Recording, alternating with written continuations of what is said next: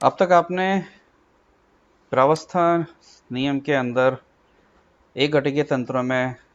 जल तंत्र और कार्बन डाइऑक्साइड तंत्र के बारे में जानकारी प्राप्त की है।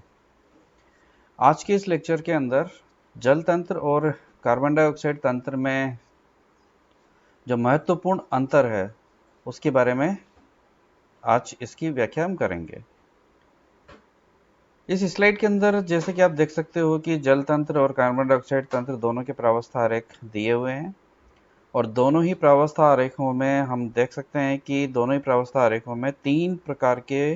जो वास्तविक साम्य हैं वो हमें नज़र आ रहे हैं। पहला साम्य ठोस वाष्प का, ठोस और वाष्प का। दूसरा साम्य द्रव और वाष्प का, दूसरा साम्य द्रव वाष्प का। और तीसरा साम्य ठोस और द्रव का, ये ठोस और द्रव का। ये तीनों ही जो साम्य हैं वे वास्तविक साम्य कहलाते हैं और हमें पता है कि वास्तविक साम्य वे साम्य होते हैं जहां पर कि हम साम्यावस्था की स्थिति में हम दोनों दिशाओं से प्राप्त कर सकें। अर्थात यदि यहाँ पर आप बर्फ को पिघलाएं तो वो जल में परिवर्तित हो जाती है, तो जल को यदि हम ठंडा करें तो वो आसानी से बर्फ में परिवर्तित हो जाती है। तो ऐसे जो साम्य होते हैं वो वास्तविक साम्य कहलाते हैं।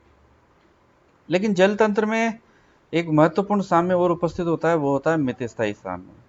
अर्थात जब हम इस OA वक्र के सहारे जल द्रव को H2O लिक्विड को यदि ठंडा करें तो वो बिना बर्फ में परिवर्तित हुए कुछ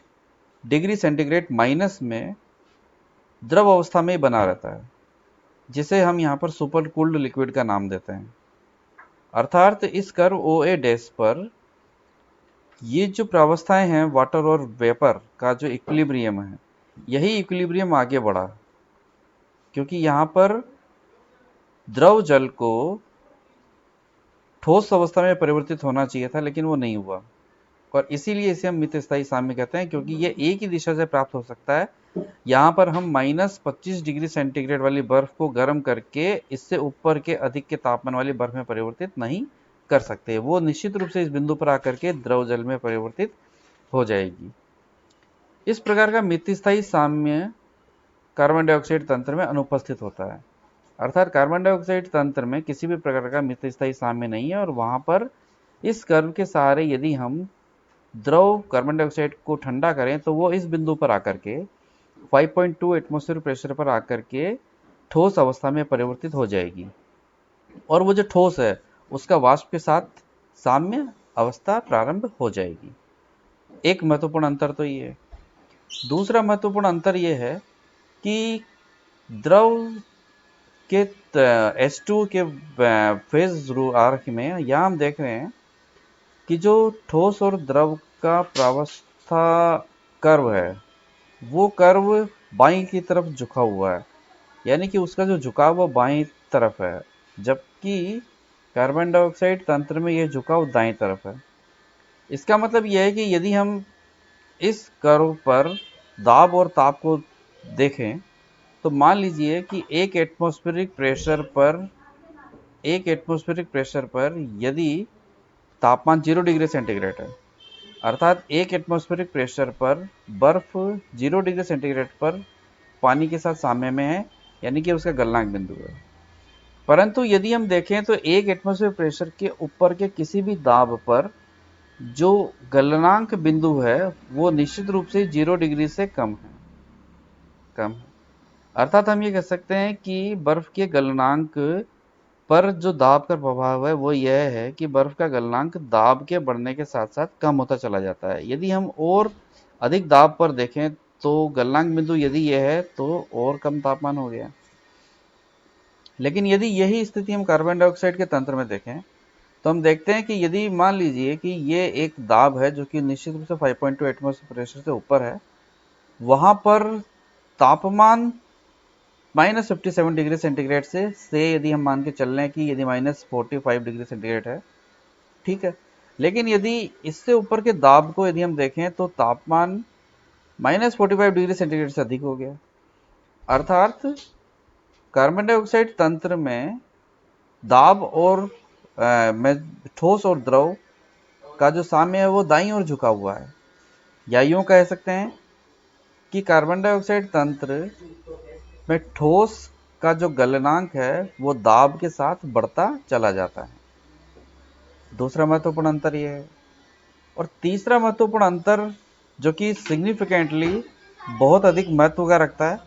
वो ये कि यदि एक एटमॉस्फेरिक दाब जो कि वायुमंडलीय दाब जो कि इस समय हम अनुभव कर रहे हैं, उस एक वायुमंडलीय दाब पर यदि हम एक हॉरिजॉन्टल एक लाइन ड्रॉ करें, ये लाइन ड्रॉ करें, तो हम देखते हैं कि जल तंत्र के अंदर वो लाइन ठोस के क्षेत्र से, द्रव के क्षेत्र से और वाष्प के क्षेत्र से, तीनों से गुजरती है। इसका सिग्निफिकेंस या इसका महत्व यह है कि एक एटमॉस्फेरिक दाब पर हम H2O की ठोस प्रावस्था यानी कि बर्फ प्रावस्था को महसूस कर सकते हैं, H2O की द्रव प्रावस्था यानी कि हम पानी को महसूस कर सकते हैं, इसी प्रकार से H2O की वाष्प प्रावस्था यानी कि हम भाप को महसूस कर सकते हैं। लेकिन यदि यही बात हम कार्बन डाइऑक्साइड तंत्र के लिए व्याख्या करें तो हम देखते हैं कि एक एटमॉस्फेरिक दाब पर यदि हम हॉरिजॉन्टल लाइन को ड्रॉ करें तो हम यहाँ देखते हैं कि आपको वो लाइन केवल ठोस और वाष्प से होकर गुजरती हुई नजर आती है, द्रव प्रावस्था कहीं नहीं आती। अर्थात एक एटमॉस्फेरिक दाब पर कार्बन डाइऑक्साइड की केवल ठोस प्रावस्था और वाष्प प्रावस्था ही उपस्थित होती है। यही कारण है कि हम सामान्य वायुमंडलीय दाब पर कार्बन डाइऑक्साइड की द्रव प्रावस्था को अनुभव नहीं करते हैं और इसीलिए कार्बन डाइऑक्साइड गैस को जब हम एक वायुमंडलीय दाब पर कूल करते हैं यानी कि ठंडा करते हैं तो वो सीधे ही बिना द्रव प्रावस्था प्राप्त किए ठोस प्रावस्था में परिवर्तित हो जाती है। इसीलिए कार्बन डाइऑक्साइड की ठोस अवस्था को हम ड्राई आइस भी कहते हैं, क्योंकि बिना द्रव अवस्था में आए हुए वो बर्फ अवस्था यानी कि कार्बन डाइऑक्साइड की बर्फ अवस्था में परिवर्तित हो गई, इसीलिए उसे हम ड्राई आइस के नाम से भी जानते हैं। तो ये जो तीन महत्वपूर्ण अंतर है जल तंत्र और कार्बन डाइऑक्साइड के मध्य में, तंत्र के मध्य में, ये अक्सर 1-2 सालों के पेपर के अंतराल पर, परीक्षाओं के अंतराल पर पूछे जा सकते हैं, जिनके बारे में आपको जानकारी होना अति आवश्यक है। इसके बाद हम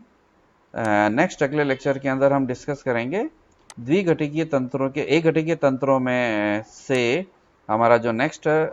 सल्फर सिस्टम, उसके बारे में हम व्याख्या करेंगे कि किस प्रकार से अब हम एक घटिकीय तंत्र के अनुसार सल्फर के तंत्र की हम व्याख्या कर सकते हैं। Thank you.